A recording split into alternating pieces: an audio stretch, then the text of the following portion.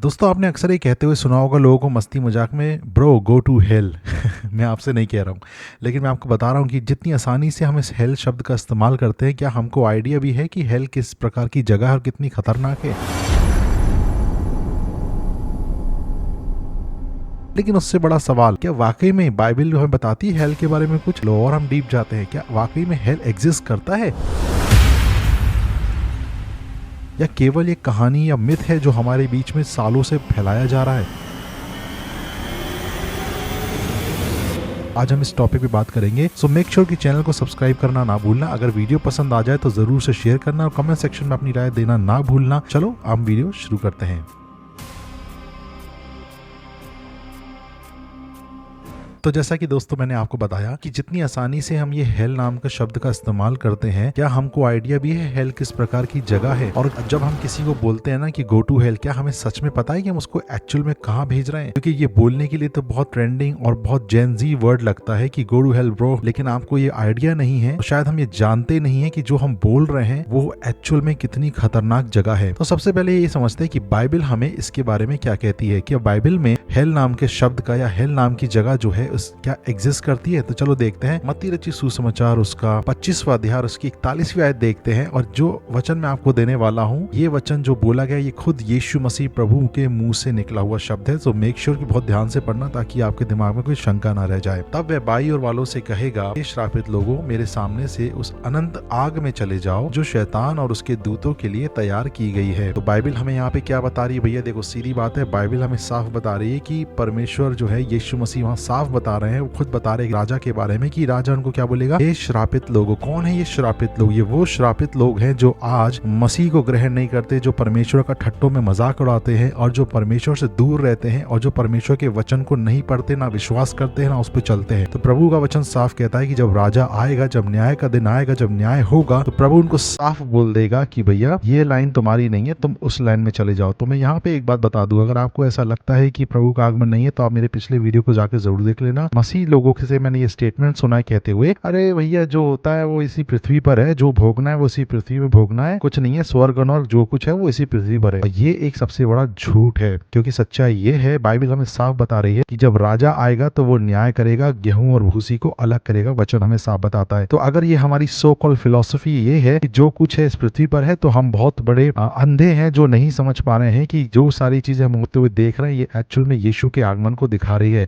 ये बातें इसलिए नहीं हो रही कि बस जो कुछ है वो उसी पृथ्वी पर है, वो एक्चुअली में ये सारी बातें इसलिए हो रही है क्योंकि बहुत जल्द यीशु आएगा और अपने लोगों को लेके जाएगा, और जो छूट जाएंगे वो लोग पश्चाताप करेंगे, रोएंगे, विलाप करेंगे, लेकिन मौका निकल जाएगा। और यही चीज मैं आपको बार बार अपने डे 1 से बता रहा हूँ पॉडकास्ट में, मेरे भाई मेरी बहन, कि आंखें खोल लो, कान खोल लो कि आत्मा कलीसियाओं से क्या कह रहा है। अगर हम ये सोचते हैं, ये फिलोसफीज पे विश्वास करते हैं कि अरे जो कुछ है इस पृथ्वी पर है, तो भैया ये बात ध्यान रख लेना, न्याय के दिन हमको बोलने का मौका नहीं मिलेगा। ये बात ध्यान रखना कि एक बार इस पृथ्वी से चले गए या इस पृथ्वी से हम अलविदा कह गए या अपने शरीर से निकल गए ना, ये ध्यान रखना कि दोबारा मौका नहीं मिलेगा पश्चाताप करने का। तो सारी फिलोसफी सब कुछ यही रह जाएगी। इसलिए सत्य को जानो, सत्य तुम्हें, बाइबल कहती है, आजाद करेगा। तो ये बात ध्यान रखना, नर्क जो है वो एग्जिस्ट करता है, 100% एग्जिस्ट करता है, बाइबल के अंदर है ना। यहाँ पे लोग ना बहुत अजीब सा स्टेटमेंट देते हैं जो मैं सुनता हूँ, अरे प्रभु कितना रूड है, प्रभु ऐसा क्यों करेगा, प्रभु लोगों को नरक में क्यों फेंक देगा। सिंपल सी बात है, सिंपल सी बात है, जब आप उसकी आवाज नहीं सुनेंगे, जब आप उसकी ओर कान नहीं लगाएंगे, प्रभु आपको आज मौका दे रहा है। प्रभु आज अगर आप जिंदा और उसको सुन रहे हैं ना, तो प्रभु मौका दे रहा है कि मेरे बेटे मेरी बेटी, आज मेरा प्यार तेरे लिए है, मैं बाहें खोल के तेरा इंतजार कर रहा हूँ, तेरे को नाम लेके बुला रहा हूँ, लेकिन तू नहीं सुनेगा, नहीं समझेगा, नहीं चेतेगा, नहीं लौटेगा, तो एक समय के बाद मैं तुझे उस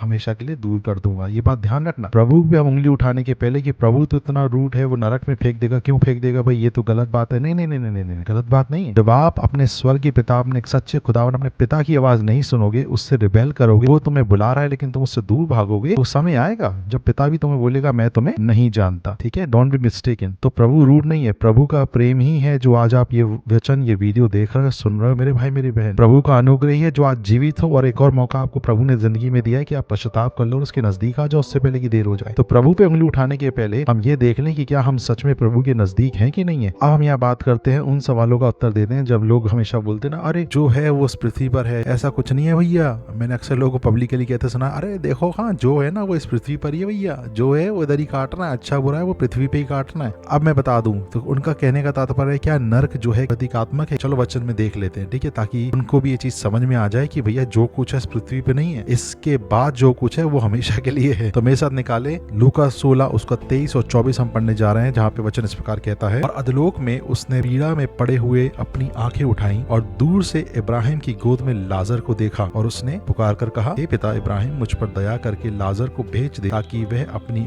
उंगली का सिरा पानी में भिगो कर मेरी जीभ को ठंडा करे, क्योंकि मैं इस ज्वाला में तड़प रहा हूँ। किसके वचन है? ये आदेश नारायण के वचन नहीं है, ये मेरे मनगढ़ंत विचार नहीं है, जो है ये बाइबल में है ना। तो बाइबल हमें क्या बता रही है? यहाँ पे एक दृष्टांत, एक कहानी बताई जाती है अमीर व्यक्ति और एक गरीब यानी लाजर के बारे में। अमीर व्यक्ति और लाजर के बारे में बताई जाती है कि लाजर जब संसार में था तो उसने सारी जिंदगी दुख भोगा, पीड़ा भोगी, और जब वो मर गया तो इब्राहिम की गोदी में जाके बैठा यानी कि ऊपर। और जो अमीर व्यक्ति था जिसने सारी जिंदगी यहाँ पे सुख भोगा, अच्छे सुख और दिन के विलास काटे और बिल्कुल रईसी में रहा, सब कुछ ऐशो आराम में रहा, लेकिन प्रभु को नहीं जाना, उससे दूर रहा, अपने बारे में चिंता करता रहा, सब कुछ छोड़ छाड़ के जब वो मरा तो वो सीधे नरक की आग में गया। तो बेसिकली यहाँ ये कहानी क्या बता रही है कि लाजर ऊपर गया, लेकिन जो अमीर व्यक्ति वो नीचे नरक में चला गया। वो उस आग में इस कदर जल रहा है, उस अग्नि में वो इस कदर पीड़ा में है कि वो बोल रहा है कि अपनी उंगली का जो टिप है, इस टिप को पानी में भिगो के मेरे जीभ पे रख दे, ताकि मुझे ठंडा लगे, ताकि मैं इस जलती अग्नि से बच जाऊं। तो भैया जो है इस पृथ्वी पे नहीं है, जो है इस न्याय के बाद है। जो होगा जब आप यहाँ से निकल जाएंगे ना, तो ये बात ध्यान रख लेना कि न्याय होगा, स्वर्ग और नर्क का सामने आपके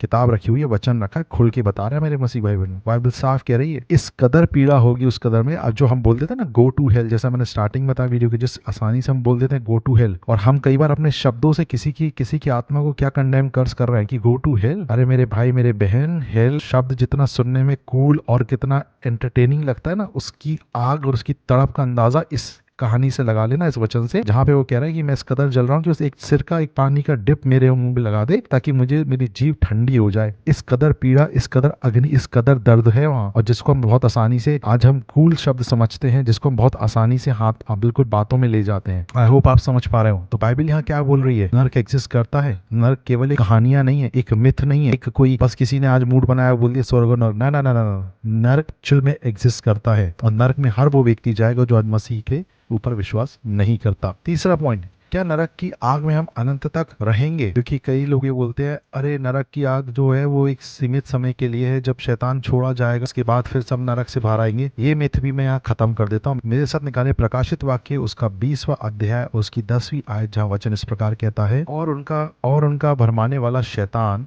आग और गंधक की उस झील में, जिसमें वह पशु और झूठा भविष्यवक्ता भी होगा, डाल दिया जाएगा, और वह रात दिन युगानुयुग पीड़ा में तड़पते रहेंगे। शैतान और झूठे भविष्यवक्ता और हर वो व्यक्ति जो आज मसीह को नहीं जानता है, मसीह से दूर भागता है या उसको ठट्टों में उड़ाता है, बाइबल क्या बोल रही है? हमेशा हमेशा के लिए, रात और दिन, युगानुयुग मतलब होता है अनंत तक, और अनंत मतलब होता है जिसका कोई अंत ही ना हो, आग में डाल दिए जाएंगे और जलते रहेंगे। अनंत काल की पीड़ा।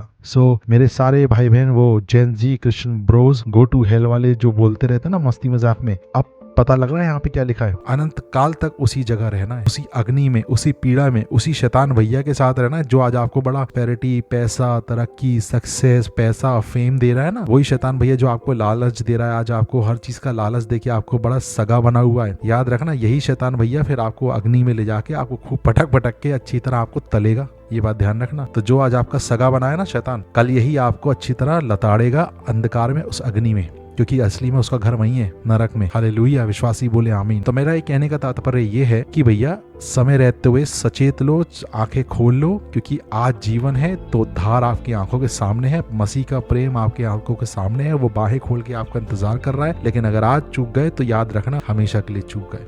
तो बाइबल हमें साफ बता रही है नरक एग्जिस्ट करता है, खतरनाक जगह है, अनंत की जगह है, जहाँ हमेशा के लिए इंसान डाल दिया जाएगा, शैतान और उसकी सेना बंद हो जाएगी हमेशा के लिए, और वो उस अग्नि में बंद रहेंगे, जलते रहेंगे, पीड़ा में रहेंगे। और बहुत जगहों पे तो मैं वचन अभी दिखा नहीं रहा हूँ, पर बहुत सारे वचन ऐसे हैं जहाँ बाइबल में यीशु मसीह ने खुद कहा वहाँ दांतों का पीस यातना और पीड़ा ही है उस जगह पे। तो हम बहुत सोच समझ के बोले जो गो टू हेल और ऐसा सब बोलते ना जो आज हमें कूल लग रहा है, कूल नहीं है, ये बात ध्यान रखना ना। अब सवाल आता है कि कैसे हम उस नरक की आग से बचे, कैसे हम उस नरक की आग में ना जाएं। मेरे साथ निकाले रोमियो 6 उसका 23वां अध्याय। वहाँ रोमियो 6:23 कहता है कि पाप की मजदूरी क्या है, मृत्यु, परंतु परमेश्वर का वरदान हमारे प्रभु यीशु मसीह में अनंत जीवन है। तो बाइबल क्या बोल रही है, कैसे आप उस नरक में जाने से बच सकते हैं, कैसे आप उस नरक की आग से बच सकते हैं। केवल एक ही तरीका, यीशु मसीह पे विश्वास करने की दुआ। क्योंकि यहाँ लिखा है परमेश्वर का वरदान प्रभु यीशु मसीह में अनंत जीवन है। जिस तरह अनंत आग एग्जिस्ट करती है, जिस तरह नरक एग्जिस्ट करता है, मैंने आपको बताया, उसी तरह स्वर्ग भी है। जैसे आप अनंत काल की नरक में आग में डाल दिए जाएंगे जो विश्वास नहीं करेंगे, उसी तरह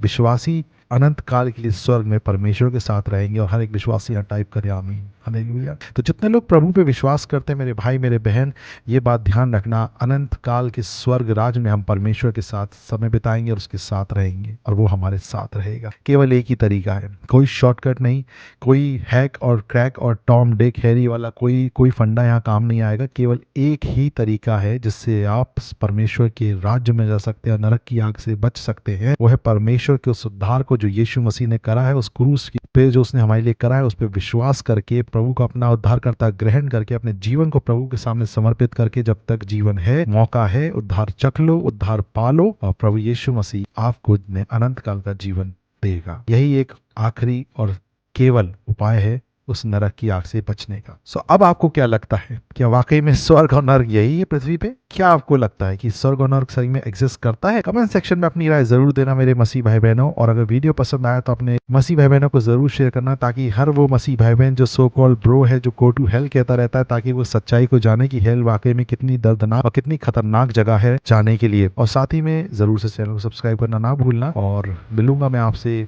अगले वीडियो में शुक्रवार को। प्रभु में आप सभी को जय मसीह की शालोम।